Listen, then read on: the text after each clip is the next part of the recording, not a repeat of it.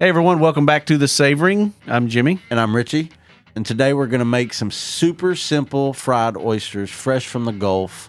So easy, so delicious. So delicious. You know, for the longest time, I didn't even like fried oysters, but it's probably just a few years back that I tried fried oysters for the first time, and man, they are so delicious. Me too. I would this never eat recipe oysters. came out so good. I can't wait for you guys to see it. All right, let's get started. Here's a look at all the ingredients that we're going to use.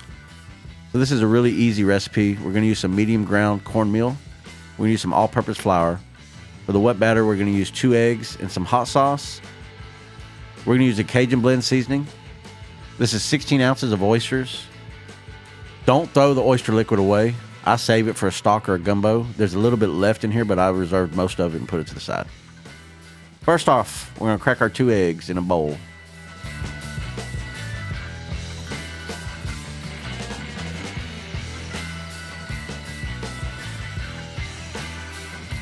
All right, we're going to add our hot sauce to it.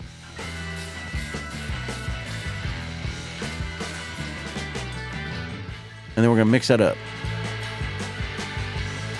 You almost added those oysters in there. You I saw almost that? did. Yeah. You almost messed up. I almost messed up. Yeah, you don't want to add your oysters yet. Now let's mix it up first. All right, after that's mixed, we're just going to add our oysters. It's going to have a little bit of the liquid left. Don't use all the liquid. Stir them up real good, and we're going to put this in the fridge. It's going to act like a marinade. All right, let's add our cornmeal and our flour to a bowl.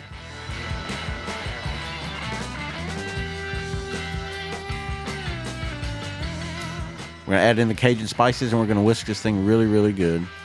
We want to incorporate everything really good.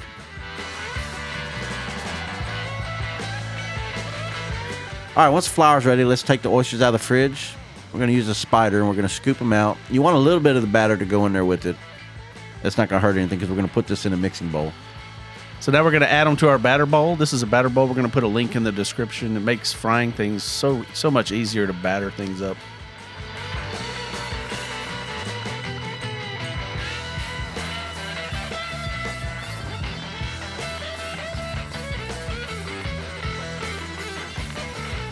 After you're done mixing, pop the lid, and they should look like this.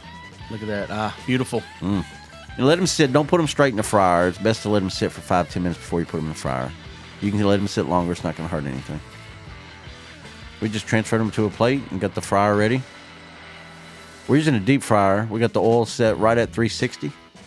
And we're not going to fry these stupid long, just until they're golden brown. Once the fryer's ready, get them in a basket. I like to do about 8 at a time. Don't want to overcrowd the fryer.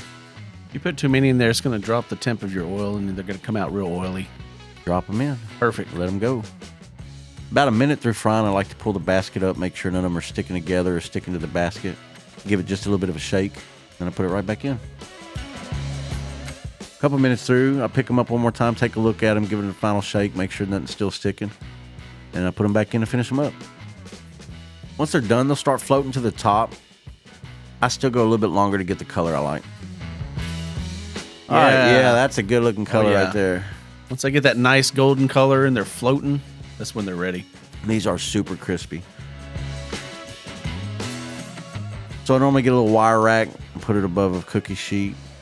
Yeah, I too like to use a wire rack. It just allows the grease to drain off without letting them get soggy, like it does whenever you use paper towels. You know, a lot of people use paper towels. In the past, I used to use paper towels, and my fried food always seems soggy. But ever since I started using a wire rack, it comes out way better. Now for the second batch, we're just going to do the same thing, fry them up.